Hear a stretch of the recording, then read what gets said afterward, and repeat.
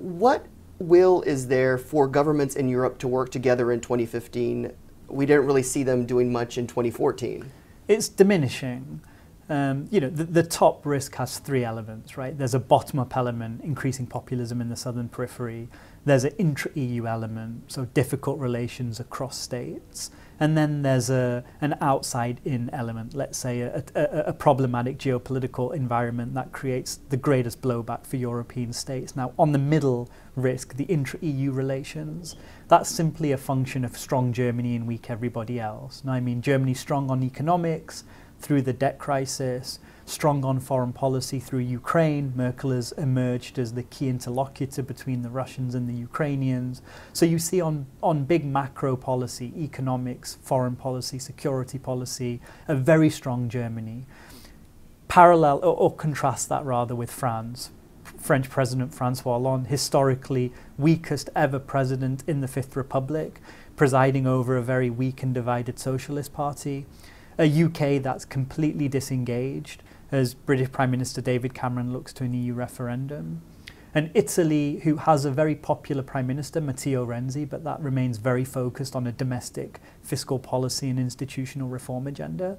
And then Poland, who is growing in influence, a country that is certainly growing in stature, but remains largely subordinate to Germany's agenda. They're the five most consequential countries in Europe, and you see there is a large amount of distance for various reasons between the latter four and Germany. As a result, German preferences are going to prevail, certainly over things like economic policy. That's going to create additional stress across the EU states that will make it difficult for them to cooperate over 2015.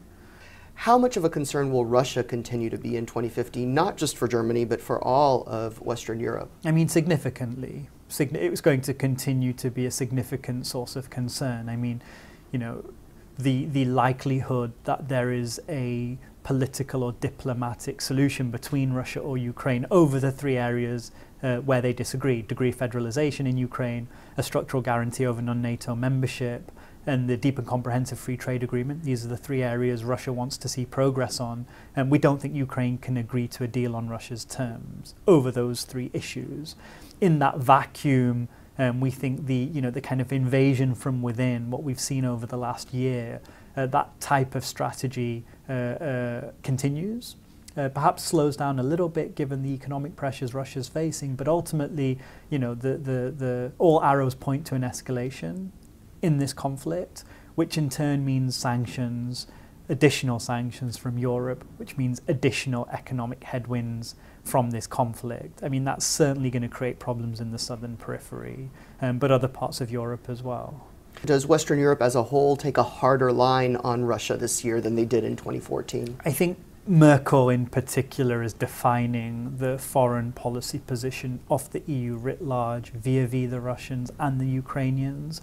Unless we begin to see concrete progress on the Minsk protocols, this is the set of conditions the Europeans and the Americans have outlined where they want to see progress, then I think we will continue to see a robust and fairly hawkish line on Russia, certainly with respect to sanctions. I think all of the asset bans, asset freezes, travel bans, the sectoral sanctions, I think all of those remain in place, will be renewed on July 31st unless Russia does some serious homework and begins to make progress against those benchmarks.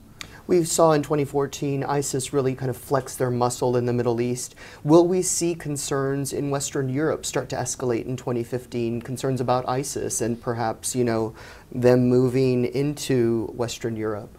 I mean, I think this is definitely a source of geopolitical stress that does create the most material blowback in Europe, and we're seeing that manifest at the beginning of this year in France with these separate terrorist incidents.